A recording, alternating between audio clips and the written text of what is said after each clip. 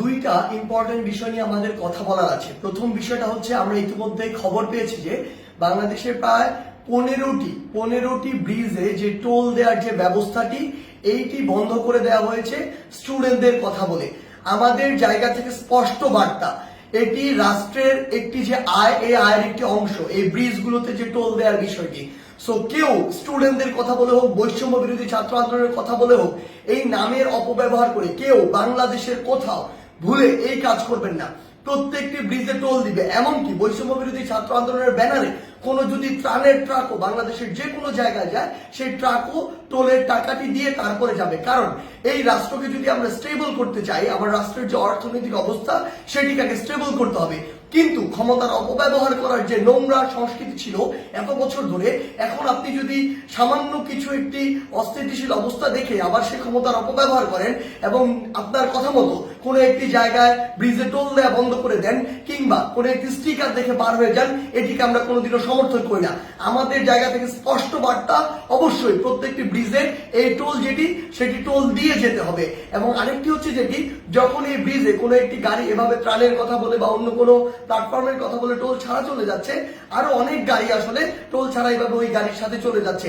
এই যে অপসংস্কৃতিটি কিংবা ক্ষমতার অপব্যবহারের যে নোংরা বিষয়টি, এটি আমরা কখনো সমর্থন করি না।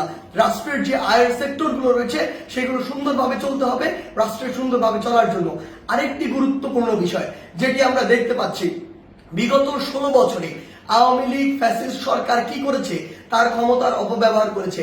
আওয়ামী লীগ বাদে অন্যান্য যত রাজনৈতিক দল ছিল, ওই রাজনৈতিক দলগুলোকে বিভিন্ন মিথ্যা মামলা দিয়েছে, হয়রানি করেছে, চাঁদাবাজি করেছে, কিংবা তাদেরকে এলাকা ছাড়া করেছে, যেটিকে আমরা কখনোই সমর্থন করি না।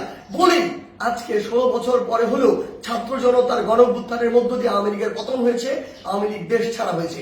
কিন্তু আজকে যদি এই গণঅভ্যুত্থানের পরেও আমরা দেখি অন্য কোনো একটি দল বা অন্য কোনো একটি দলের নেতাকর্মীরা ঠিক একই কাজটি করে, তাহলে আপনারা এই আওয়ামী লীগ থেকে কি শিক্ষা নিলেন?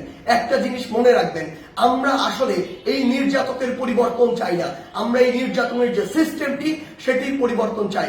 আমাদের জায়গা থেকে স্পষ্ট বার্তা, আপনাদের চোখের সামনে স্টিল জ্বলন্ত অনেকগুলো উদাহরণ রয়েছে, সেগুলো থেকে শিক্ষা নিন, না হলে জনগণ আপনাদেরকে আস্থা করে নিক্ষেপ করবে। আমরা যেন এটি না দেখি যে কাউকে আবারও মিথ্যা মামলার ওই চক্রটিতে যেতে হচ্ছে, কাউকে আবারও কোনো দোষ ছাড়া বিনা দোষে ঘর বাড়ি ছাড়া করা হচ্ছে, ঘর বাড়ি ভেঙে দেওয়া হচ্ছে, কিংবা তাদেরকে নির্যাতনের শিকার করা হচ্ছে, কিংবা আমরা শুনছি দেশের বিভিন্ন জায়গায় একটি চাঁদাবাজির নতুন চক্র গড়ে উঠছে। আমরা আপনাদেরকে স্পষ্ট করে বলতে চাই, আমরা আমাদের জায়গা থেকে বৈষম্য বিরোধী ছাত্র আন্দোলন এই সকল ক্ষমতার অপব্যবহারের বিপক্ষে, এবং আমরা এগুলোর বিপক্ষে সবসময় কথা বলে যাব। আপনাদের সহ আপনাদের যারা স্টেক হোল্ডার রয়েছে, যারা আপনাদেরকে এগুলো করার জন্য আসলে উৎসাহ দেয়, কিংবা আপনাদের ওই সমর্থক গোষ্ঠী যারা চুপ করে থাকে, তাদেরকে বলছি, জনগণ যদি একবার এই সকল সেন্টিমেন্টের বিরুদ্ধে দাঁড়িয়ে যায়, তাহলে আপনাদের অস্তিত্ব সংকটে পড়বে। তাই জনগণের চাওয়াটার কথা চিন্তা করুন, সময়ের দাবির কথা চিন্তা করুন। যদি আপনার নাম ভাঙিয়ে কিংবা আপনার কেউ একজন রুট লেভেলে এই কাজগুলো করে, দিন শেষে ব্লেম কিন্তু আপনার উপরেই আসে। সো এই জিনিসটি মাথায় রেখে পুরো বাংলাদেশে এই যে নতুন আরেকটি 16 বছরের যে বিভিন্ন চিত্র ছিল, উদাহরণ ছিল, সেগুলোর যে নতুন আরেকটি এক্সটেনশন কেউ তৈরি করছে নতুন করে, কিংবা নতুন আরেকটি সংস্কৃতি কন্টিনিউ করার চেষ্টা করছে, আমাদের জায়গা থেকে স্পষ্ট বার্তা, আমরা এটি সমর্থন করি না। এবং আমরা অন্তর্বর্তীকালীন সরকারকে স্পষ্ট করে বলতে চাই, আইন শৃঙ্খলা রক্ষাকারী বাহিনীর মাধ্যমে, বিচার বিভাগের মাধ্যমে যারা এই মিথ্যা মামলা থেকে শুরু করে চাঁদাবাজি, নির্যাতন, হয়রানি, ঘরবাড়ি ভাঙচুর এরকম কোনো কিছুর সাথে জড়িত, তাদেরকে স্পষ্টভাবে আইনের আওতায় আনা হোক। বৈষম্য বিরোধী ছাত্র আন্দোলনের পক্ষ থেকে কিংবা ছাত্র জনতার পক্ষ থেকে এর প্রতি পূর্ণ সমর্থন রয়েছে। ধন্যবাদ।